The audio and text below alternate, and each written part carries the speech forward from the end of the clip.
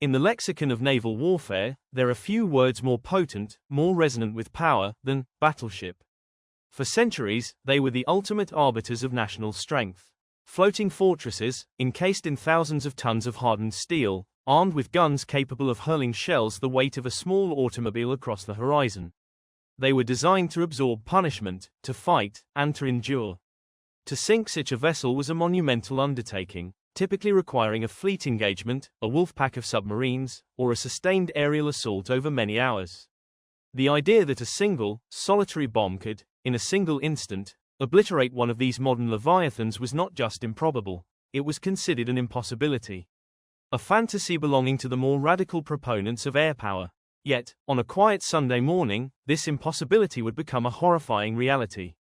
A single, perfectly placed projectile, falling from the heavens, would trigger a cataclysm so violent, so complete, that it would tear the heart out of a steel giant, and in doing so, signal the violent dawn of a new age of war. This is the story of that bomb, and the ship it was destined to destroy. The vessel at the center of our story was the USS Arizona. Designated BB-39, she was a Pennsylvania-class dreadnought, a product of the naval arms race that preceded the First World War. Laid down in 1914 at the Brooklyn Navy Yard, she was a marvel of industrial engineering. When she was commissioned in 1916, she and her sister ship, the USS Pennsylvania *, were the most powerful warships in the United States Navy. They were super dreadnoughts, representing a significant leap in firepower and protection over their predecessors. The Arizona *''s primary strength lay in her main battery, 12 14-inch, 45 caliber guns, housed in 4 triple-gun turrets, 2 forward and 2 aft. These immense weapons could fire a 1,400-pound armor-piercing shell over 12 miles. Their purpose was simple: to engage and destroy enemy capital ships in a decisive fleet action, the kind of battle envisioned by naval theorists from Mayan to a young Isoroku Yamamoto. The sheer kinetic energy delivered by one of these shells was enough to penetrate the thickest armor of the day. To withstand such punishment in return, the Arizona * was built around a principle of protection known as all or nothing. Rather than distributing armor thinly across the entire ship, naval architects concentrated massive amounts of steel around the vessel's vital areas, the magazines, the engine rooms, and the command centers. This created an armored citadel, a rectangular box designed to keep the ship fighting even if its unarmored extremities were riddled with damage. The main armor belt along the waterline was 13.5 inches thick at its strongest point, tapering to 8 inches.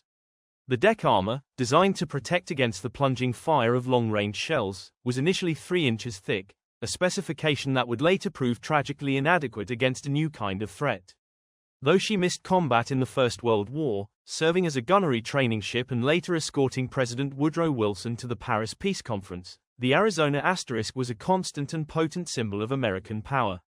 Through the 1920s, she participated in fleet exercises, projecting American influence from the Caribbean to the Pacific. But technology was advancing rapidly. The Washington Naval Treaty had put a pause on new battleship construction, forcing navies to instead modernize their existing fleets. Between 1929 and 1931, the Arizona * underwent an extensive reconstruction. Her original cage masts, a distinctive feature of early American dreadnoughts, were replaced with sturdier tripod masts topped with 3-level fire control directors. Anti-torpedo bulges were added to her hull, widening her beam and increasing her displacement. Her deck armor was significantly enhanced, with an additional 1.75 inches of special treatment steel laid over the original plating. Her boilers were replaced with more efficient models, and her entire secondary armament was reconfigured. When she emerged from the shipyard, she was, for all intents and purposes, a new ship, heavier, more resilient, and with more advanced fire control than ever before. She was the embodiment of American naval confidence. In 1940, as tensions with the Empire of Japan escalated, the U.S. Pacific Fleet was transferred from its traditional base in San Diego, California, to Pearl Harbor in the territory of Hawaii. The move was a strategic deterrent, a forward deployment intended to make Japan think twice about any aggressive moves in Southeast Asia. The Arizona *, a proud veteran and flagship of Battleship Division 1, took her place along the mooring quays of Ford Island. For the nearly 1,500 officers and men who served aboard her, life fell into a peacetime routine, punctuated by training exercises in the Hawaiian operating areas. The ship was their home, a city of steel with its own barbershops, post office, and even an ice cream parlor. It was a world unto itself, a symbol of permanence and strength, anchored in the placid waters of the harbor. They were safe, they were secure, they were invincible, but across the Pacific, another force was preparing a weapon born of radical, innovative thinking. The Imperial Japanese Navy, facing the numerically superior American fleet, knew it could not win a conventional war of attrition. Their strategy relied on a single, decisive blow, a surprise attack that would cripple the U.S. Pacific Fleet at its moorings, buying Japan the time it needed to secure its resource-rich southern operation. The key to this plan was air power, specifically, the ability to sink heavily armored battleships from the air. Standard aerial bombs of the era, even so-called armor-piercing models, were largely ineffective against the thick horizontal deck armor of a modern battleship. They would often shatter on impact or detonate prematurely, causing only superficial damage. Japanese ordnance engineers, under the direction of Commander Tadayoshi Koga, were tasked with solving this problem. Their solution was as simple as it was brilliant. Instead of designing a new bomb from scratch, they would modify an existing weapon designed for the sole purpose of piercing heavy steel armor, a battleship shell. They selected the 41 cm, or 16.1 inch, Type 91 armor-piercing shell, the primary ammunition for the powerful guns of the Nagato-class battleships. These massive projectiles weighed nearly 2,250 pounds. The engineering challenge was to convert this shell, designed to be fired from a gun barrel at supersonic speeds, into a bomb that could be dropped from a high-altitude bomber and remain stable in flight. The rear of the shell was machined down, and a new set of tail fins was attached to ensure a stable, nose-down trajectory. The explosive filler was a potent compound known as Type 91 explosive, or Shimose powder. The result was a weapon designated the Type 99 No. 80 Mark V bomb. It weighed approximately 800 kilograms, or 1,760 pounds. Crucially, it retained the incredibly hard, pointed nose cap and thick-walled body of the original naval shell. It was, in effect, a massive steel dart, purpose-built to punch through armor. 2 fuses were fitted in its base, designed with a fractional delay. The bomb was not meant to explode on contact. It was designed to pierce deep into the bowels of a target ship before its warhead detonated, unleashing its destructive force within the vessel's most vulnerable spaces. To deliver this specialized weapon, the Japanese turned to their most reliable level bomber, the Nakajima B-5N, codenamed Kate by the Allies. While more famous for its role as a torpedo bomber, the Kate was a versatile aircraft. For the high-altitude bombing mission, crews were rigorously trained in a technique known as *Shinsabaku Geki*, or receding sight bombing. This method, developed for level bombing against moving naval targets, required immense precision. The bombardier would track the target through his sights, inputting data on altitude, airspeed, and target speed. The aircraft would then have to maintain a perfectly straight and level course for the final 10 seconds of the run. The crews assigned to this mission, flying from the aircraft carriers Kaga** and *Saru*, were the elite of the Imperial Japanese Navy's air arm. They practiced relentlessly, dropping dummy bombs on a target area marked out to the exact dimensions of Battleship Row. They knew their targets. They knew their weapon. The plan was for 10 of these specially equipped Kates to target the battleships moored on the southeast side of Ford Island. Their primary targets were the Nevada**, Arizona**, Tennessee**, and West Virginia. The fate of the Pacific Fleet rested on the skill of these few pilots and bombardiers, and the unprecedented power of the weapon they carried. The morning of December 7, 1941, dawned bright and clear over Pearl Harbor. On board the USS Arizona*, it was a typical Sunday. Most of the crew were at ease, having breakfast or preparing for morning colors. The ship's band was assembling on the fantail, ready to play the national anthem as the flag was raised. Rear Admiral Isaac C. Kidd, commander of Battleship Division 1, and Captain Franklin Van Valkenburgh, the ship's commanding officer, were in their respective quarters. Aboard the repair ship USS Vestal*, moored alongside the Arizona*, men were preparing for a routine workday. The harbor was a picture of tranquility. At 7:55 a.m., that tranquility was shattered. The first wave of Japanese aircraft, 183 strong, swept in from the northwest. The air was suddenly filled with the drone of engines, the chatter of machine guns, and the earth-shaking crump of exploding bombs and torpedoes. Aboard the Arizona Asterisk, the call to general quarters blared over the loudspeakers, sending sailors scrambling to their battle stations. The ship's anti-aircraft guns, a mix of 5-inch, 1.1-inch, and .50 caliber machine guns, began to open fire, their crews struggling to bring him to bear on the swarming attackers. Chaos reigned. A torpedo bomber scored a hit on the USS Helena Asterisk, moored nearby, the concussion from the blast rocking the Arizona. On the bridge, Captain Van Valkenburgh and Admiral Kidd rushed to their command posts, trying to make sense of the surprise assault. Smoke began to fill the sky as the USS West Virginia Asterisk and USS Oklahoma Asterisk, moored just ahead of the Arizona Asterisk, took multiple torpedo hits and began to list heavily. The Arizona Asterisk was a primary target for the high-altitude level bombers. 10 Kates from the carriers Kaga Asterisk and Asterisk Saru Asterisk made their bombing run from an altitude of over 10,000 feet. The men on the decks of the battleship could only watch as the small specks detached from the bombers and began their long, silent fall. First-hand accounts from survivors paint a picture of escalating damage. One of the first bombs to strike the Arizona Asterisk was a smaller, general-purpose bomb. It hit the boat deck between the funnels, penetrated and exploded in the ship's pantry, starting a significant fire. Another bomb, a near miss, exploded alongside the hull, likely causing some underwater shock damage but failing to breach the torpedo bulges. A third bomb, one of the heavy 800-kilogram armor-piercing type, struck the fantail. It pierced the wooden deck but glanced off the heavily armored top of turret IV, skidding across the deck and over the side without exploding.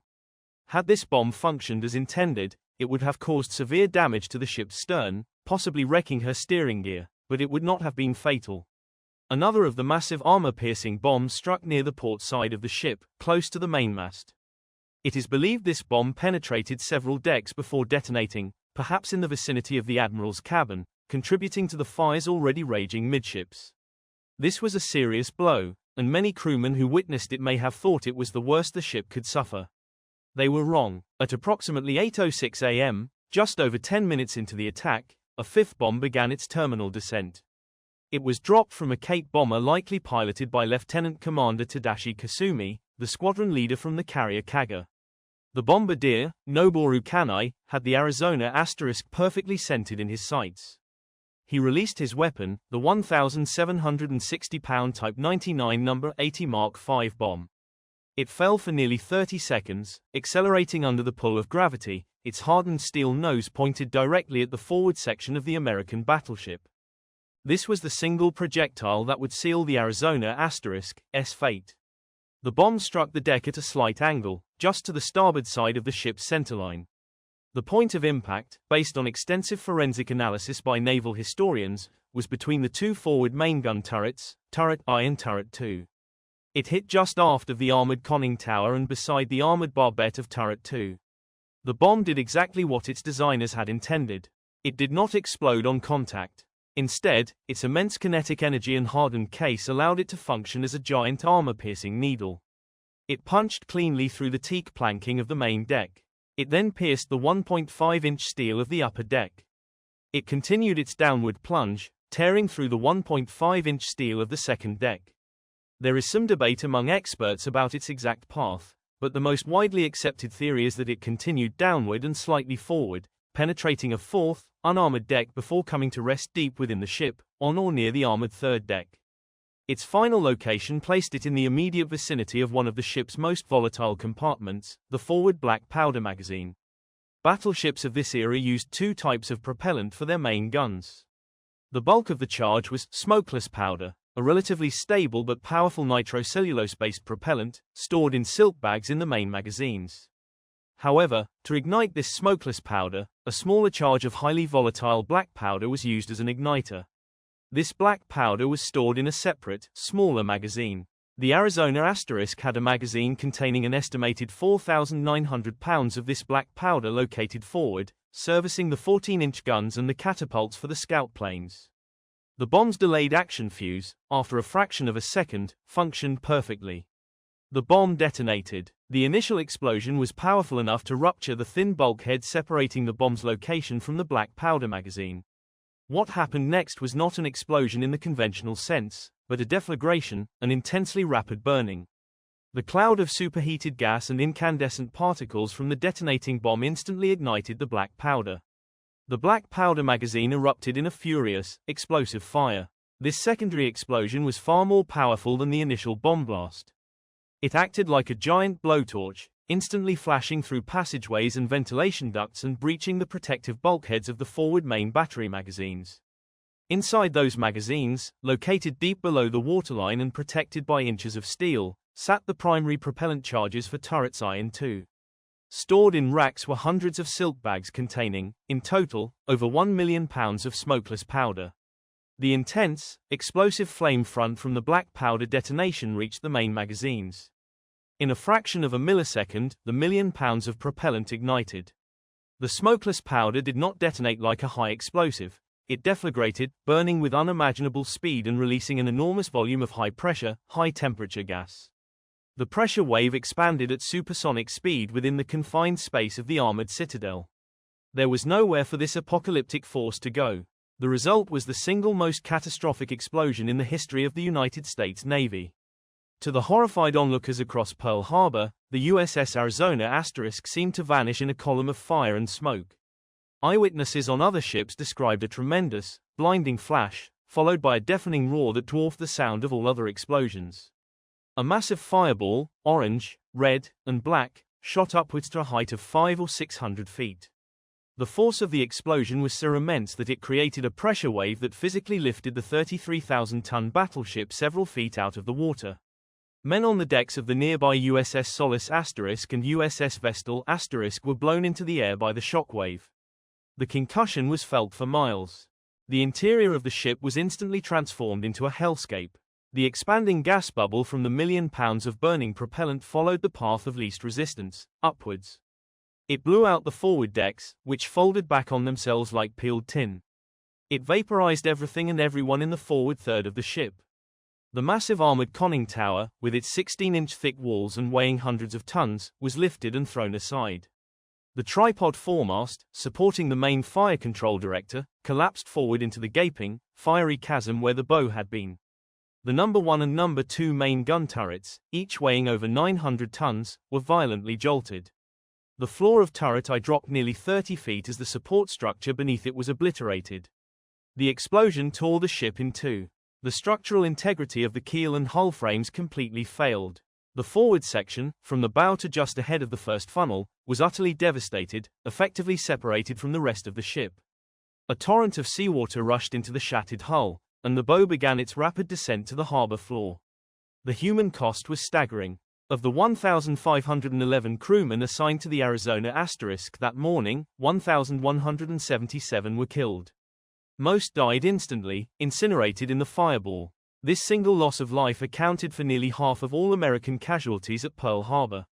Among the dead were Rear Admiral Kidd and Captain Van Valkenburgh, who were last seen on the bridge trying to direct their ship's defense. They were awarded the Medal of Honor posthumously, having died at their posts. The ship's band, which had been preparing to play for the morning colors ceremony on the fantail, was also lost. The explosion was so complete, so destructive, that the remains of over 900 of the men killed were never recovered. They were entombed within the hull of their ship. The scene that followed the explosion was one of biblical devastation. The Arizona * was a burning, shattered ruin. The forward part of the ship was gone, replaced by a twisted, blackened tangle of wreckage. Thick, oily black smoke poured into the sky, a funeral pyre that would serve as a landmark for the rest of the day's attack. The fires on board were fed by the thousands of tons of fuel oil in the ship's bunkers. These fires were so intense they would burn for more than 2 days, thwarting any immediate rescue or damage control efforts. The repair ship USS Vestal *, moored alongside, was heavily damaged by the blast and the subsequent rain of debris. Her commander, Casson Young, though blown overboard, swam back to his ship and directed the efforts to get her underway and beach her, saving his vessel. For his actions, he too would receive the Medal of Honor. Survivors from the aft section of the Arizona *, which remained partially above water, struggled to escape the inferno. Many were horribly burned. They climbed hand over hand across mooring lines to the relative safety of Ford Island or were picked up by small boats that braved the burning, oil-slicked water. Their first-hand accounts speak of a dazed, disoriented scramble for survival amidst a scene of unimaginable horror. They had been on one of the most powerful warships in the world, and in the space of a heartbeat, it had been transformed into a floating coffin. In the days and weeks that followed the attack, a massive salvage operation began at Pearl Harbor. One by one, the battered and sunken ships of the Pacific Fleet were refloated, patched, and sent back to the mainland for extensive repairs. The Nevada Asterisk, which had beached herself. The California Asterisk and West Virginia Asterisk, which had sunk at their berths. The Maryland Asterisk, Tennessee Asterisk, and Pennsylvania Asterisk, which were damaged but remained afloat. These ships would, in time, be returned to the fight, a testament to the resilience of American industry and naval engineering. But the USS Arizona Asterisk was different. Her damage was too catastrophic. The explosion had not merely sunk her, it had broken her back and utterly destroyed her forward half. The ship was declared a total loss. A salvage effort was undertaken to recover what was possible.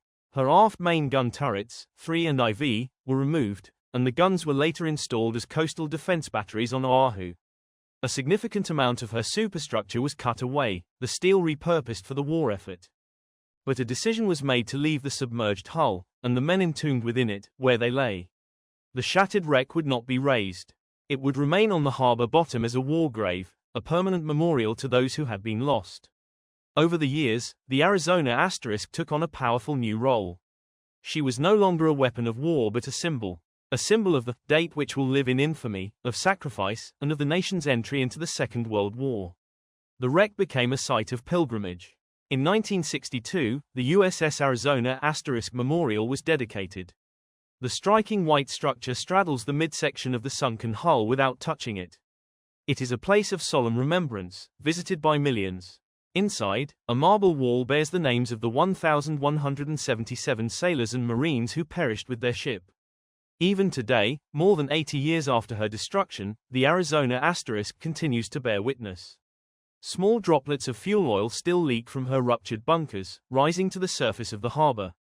These shimmering slicks are known as the tears of the Arizona Asterisk, a poignant, ongoing reminder of the violence of that day and the lives that were cut short. The sinking of the USS Arizona Asterisk by a single bomb was a tactical and technological turning point. It was a brutal, visceral demonstration that the age of the battleship as the undisputed queen of the seas was over. A small, propeller-driven aircraft, costing a fraction of a battleship, carrying a specially designed weapon, could now hold these steel behemoths at risk. The aircraft carrier, the platform that projected this new form of power, had proven its supremacy. The story is a stark lesson in the asymmetry of warfare.